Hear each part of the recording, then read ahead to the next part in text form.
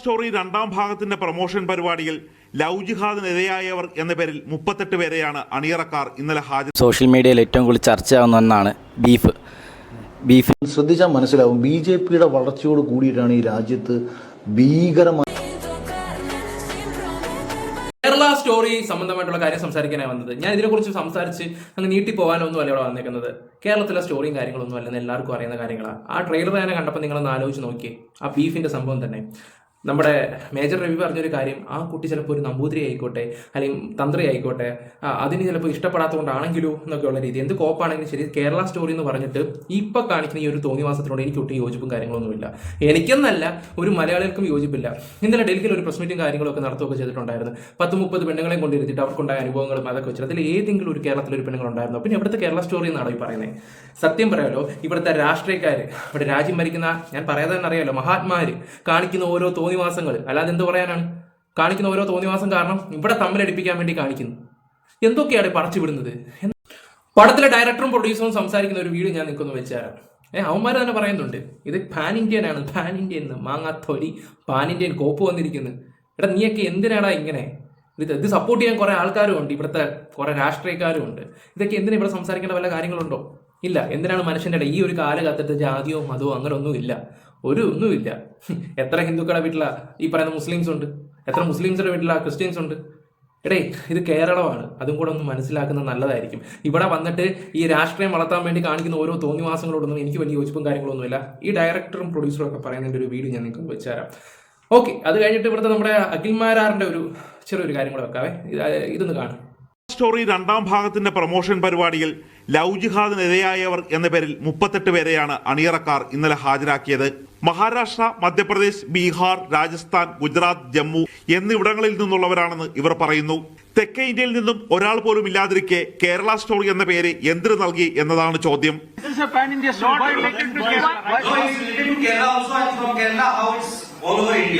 पहली बार जब हमने कहानी बनाई तो लोगों ने कहा ये सिर्फ केरल की कहानी है. हमको ये बताना था कि सिर्फ केरल में नहीं हो रहा है, ये पूरे देश में हो रहा है. सर, इसमें कोई विक्टिम केरला की तो नहीं थी? यहाँ हम लेके नहीं आए क्योंकि पिछली बार मैंने बिल्कुल ये बताया कि पिछली बार हमने 25 विक्टिम्स को केरला से लेके आए. इसकी वजह से इस बार नहीं लेके आए. പൊന്നു മക്കളെ, ഞാനൊരു കാര്യം പറയട്ടെ. ഈ പടം തിയേറ്ററിൽ പോകുവാണെങ്കിൽ ഇവിടുത്തെ കേരളത്തിലെ യൂട്യൂബേഴ്സ് ആണെങ്കിലും ശരി, ആരാണെങ്കിലും ശരി, ഒറ്റ മനുഷ്യർ റിവ്യൂ ഇട്ടേക്കരുത്. ഇപ്പൊ കടന്ന് ഞാനൊരു കാര്യം തുറന്നു പറയാം, കോര പ്രസംഗിക്കുന്ന ഒരുപാട് റിവ്യൂസിനെ ഞാൻ കാണുന്നുണ്ട്. ആ റിവ്യൂ ചെയ്യുന്ന ആൾക്കാരോടും കൂടെ ഞാനൊരു കാര്യം എടുത്തു പറയാം. ദയവ് ചെയ്തിട്ട് ഈ ഒരു പടത്തിന്റെ റിവ്യൂ കാര്യങ്ങളോ കോപ്പോ ഇവിടെ ഇരുന്നിട്ട് മറ്റേ ഡയലോഗ് അടിച്ചിട്ട് എന്നിട്ട് പടം കണ്ടിട്ട് അത് അങ്ങനെയാണോ ഇങ്ങനെയാണോ നമ്മൾ അഭിപ്രായം പറയാൻ ഏത് മറ്റേ എടുത്തവനായാലും ശരി വലിച്ചു കീറിയിരിക്കും, ഉറപ്പായിട്ടും വലിച്ചു കീറിയിരിക്കും. യൂട്യൂബ് നമ്മളും ഇതൊക്കെ തന്നെ ചെയ്യുന്നത്. ഇപ്പൊ വന്നിട്ട് കുറെ അമ്മമാർ വന്നിട്ട് ഇത് കാണത്തില്ല മറ്റാണെന്നൊക്കെ പറഞ്ഞിട്ട് ഇതിന്റെ റിവ്യൂ ആയിട്ട് ഏതെങ്കിലും കേരളത്തിലെ ഏതെങ്കിലും യൂട്യൂബർമാർ വന്ന അമ്മമാരുടെ ചാക്കാലായിരിക്കും അന്നത്തെ ദിവസം എഴുതി ഒപ്പിട്ട് വെച്ചു. അന്നത്തെ ദിവസം വമ്പനടി അടിയിരിക്കും.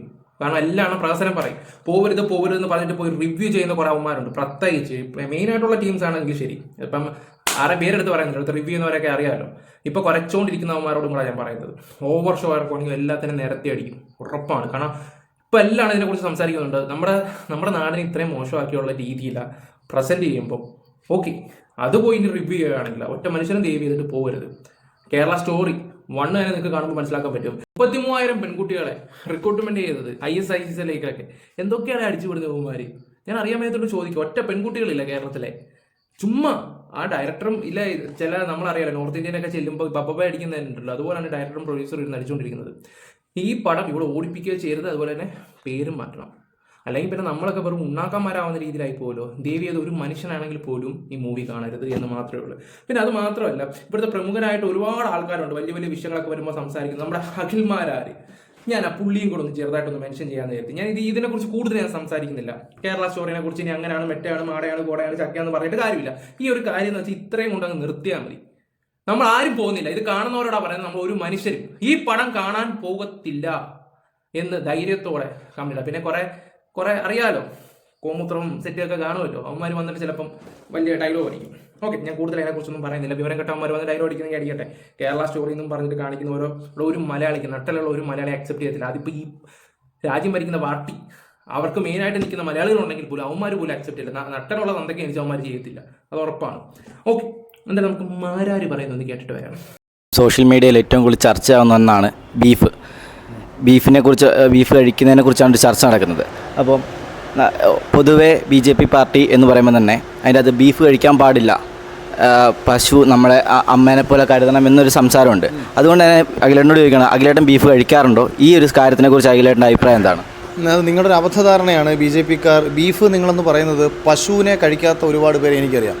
എൻ്റെ അമ്മായിയമ്മ ഒരു BJPക്കാരിയല്ല, ഒരു കോൺഗ്രസ്സുകാരിയാണ്. അവർ ബീഫ് കഴിക്കാറില്ല. അത് പശുവിനെ. എൻ്റെ പൊന്നുമാരാരെ, തൻ്റെ ഈ വായ്ത്താളം അടിയുണ്ടല്ലോ, ഇത് എന്ന് അവസാനിക്കാമെങ്കിലോ അന്നായിരിക്കും നല്ലത്. സത്യം പറയാലോ, ഇതുപോലൊരുത്തനെ ബിഗ് ബോസിൽ ഇഷ്ടമായിരുന്നു, ഉള്ള കാര്യം തുറന്നു പറയാലോ. പുറത്തിറങ്ങി കഴിഞ്ഞപ്പോൾ ഞാനാണ് ഇവിടുത്തെ എല്ലാം, ഞാനും എല്ലാം തികഞ്ഞു, ഞാൻ ഇവിടുത്തെ കൊമ്പത്തെ രാജാവാണെന്നും പറഞ്ഞിട്ടുള്ള രീതിയിലാണ്. ഇങ്ങനെ പോലെ കോൺഗ്രസ്സുകാരുടെ അടുത്ത് നിന്നാണ് അറിയാൻ കഴിഞ്ഞത്. സീറ്റ് പോലും കിട്ടാത്തതുകൊണ്ടാണ് അങ്ങോട്ട് പോയി ചാടിയത്. അപ്പം കാണുന്നവൻ അപ്പ എന്ന് പറയുന്നത് ഒരു അല്പന എൻ്റെ ജീവിതത്തിൽ ഞാൻ കണ്ടിട്ടില്ല. ഭയങ്കര ബഹുമാനം തോന്നിയ ഒരു വ്യക്തിയായിരുന്നു. പണ്ടൊക്കെ അഖിൽമാരാറിൻ്റെ ഒരു അഭിപ്രായം കാണുമ്പോൾ അതെടുത്ത് നമ്മൾ റിയാക്ഷൻ ചെയ്യുമായിരുന്നു. ഇതെന്തുവാടേ ചെയ്യുന്നേ? ഒരു സ്റ്റാൻഡ് വേണ്ടടേ. ഒരു മാങ്ങാത്തൊലി ഇല്ലാത്ത ഒരുത്തിനെ എൻ്റെ ജീവിതത്തിൽ ഞാൻ കണ്ടിട്ടില്ല. ഇതുപോലെ ഒരുത്തിനെ ഞാൻ കണ്ടിട്ടില്ല. എന്തൊക്കെ പ്രഹസനമാണോ കാണിക്കുന്നത് കേടങ്ങൻ. കഴിക്കാറില്ല.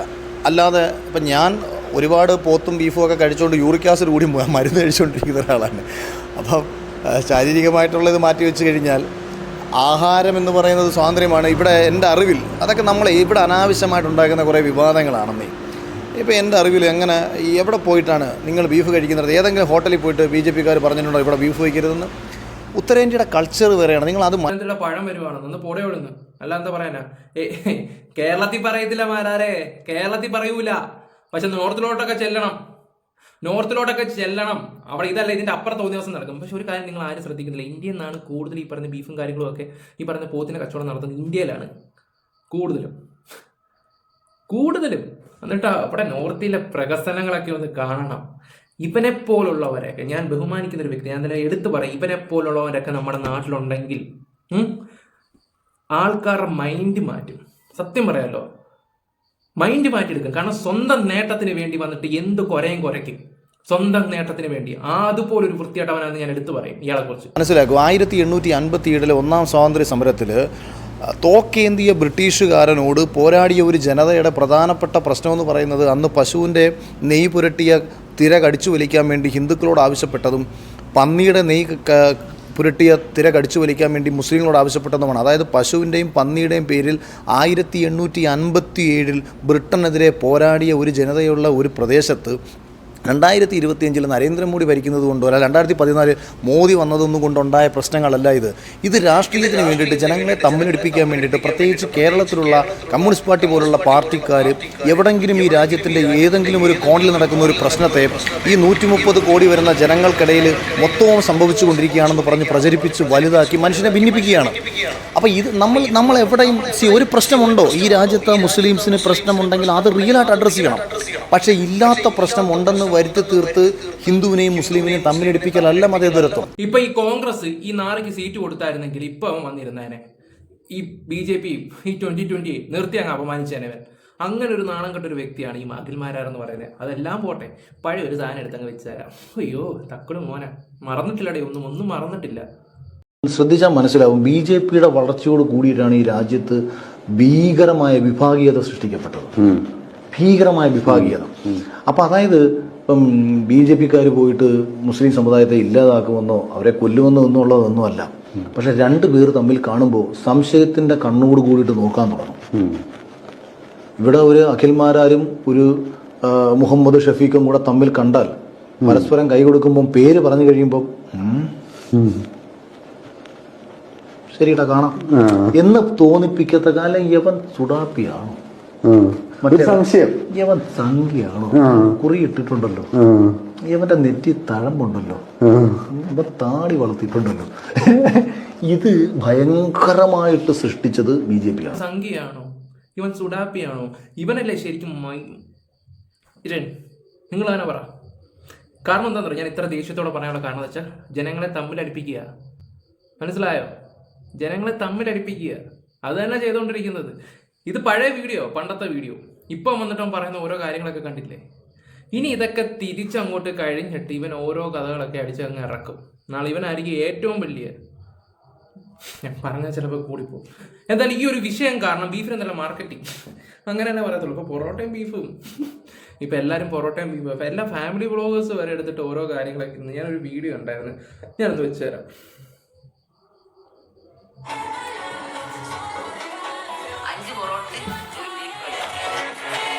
ഇല്ല, പ്രണവ് പ്രവീണിനകത്ത് ആൻറ്റിയാണ് പുള്ളി പറഞ്ഞു പറ്റില്ല 5 പൊറോട്ടയും ഒരു ബീഫ് ഫ്രൈ ബാക്കി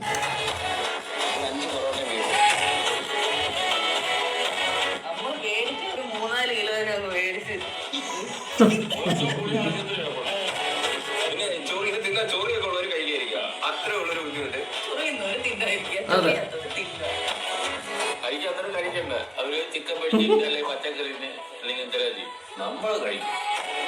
ഞാൻ ഇവർക്കെതിരെ നേരത്തെ ഇവരുടെയൊക്കെ വിഷയങ്ങളൊക്കെ ചെയ്തൊരു വ്യക്തിയാണ്. എനിക്ക് ഈ ഒരു വീഡിയോ ശരിക്കും അങ്ങ് ഇഷ്ടപ്പെട്ടു, സത്യം പറയാമല്ലോ, അടിപൊളിയായിരുന്നു. ഇപ്പം എനിക്ക് തോന്നുന്നു കേരളത്തിൽ കൂടുതലും ബീഫും പൊറോട്ടയായിരിക്കും ഇനി അങ്ങോട്ട് എല്ലാവർക്കും അങ്ങോട്ട്.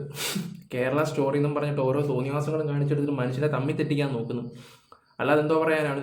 ഇനി എനിക്ക് പറയേണ്ട ഒരു കാര്യം, ഇതിൻ്റെ റിവ്യൂ ആയിട്ട് ഒരു നാറികൾ അന്നത്തെ ദിവസം വരരുത്. വരുവാണെങ്കിൽ അവനെതിരെ അങ്ങ് അടിച്ചങ്ങ് പരത്തിയേക്കണം ആരായാലും, കുറച്ചെറ്റകളുണ്ട്. ഓക്കെ, എന്തായാലും നിങ്ങളുടെ അഭിപ്രായങ്ങൾ എന്തെങ്കിലും കമന്റ് ബോക്സിൽ രേഖപ്പെടുത്തുക. വീഡിയോ ഇഷ്ടപ്പെട്ട ലൈക്ക്, ഷെയർ, സബ്സ്ക്രൈബ് ചെയ്യുക. Bye, love U.